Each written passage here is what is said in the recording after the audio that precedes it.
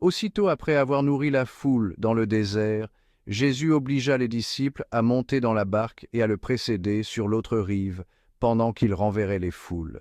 Quand il les eut renvoyés, il gravit la montagne, à l'écart, pour prier.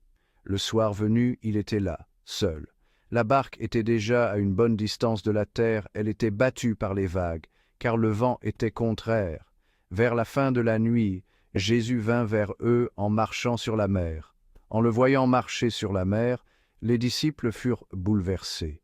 Ils dirent : « C'est un fantôme. » Pris de peur, ils se mirent à crier. Mais aussitôt Jésus leur parla : « Confiance, c'est moi, n'ayez plus peur. » Pierre prit alors la parole : « Seigneur, si c'est bien toi, ordonne-moi de venir vers toi sur les eaux. » Jésus lui dit : « Viens. » Pierre descendit de la barque et marcha sur les eaux pour aller vers Jésus.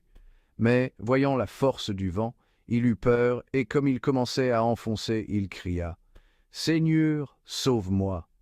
Aussitôt, Jésus étendit la main, le saisit et lui dit : « Homme de peu de foi, pourquoi as-tu douté ?» Et quand ils furent montés dans la barque, le vent tomba.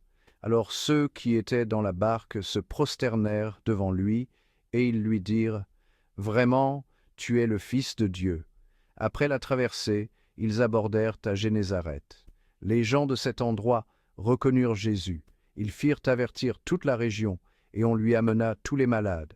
Ils le suppliaient de leur laisser seulement toucher la frange de son manteau, et tous ceux qui le faisaient furent sauvés.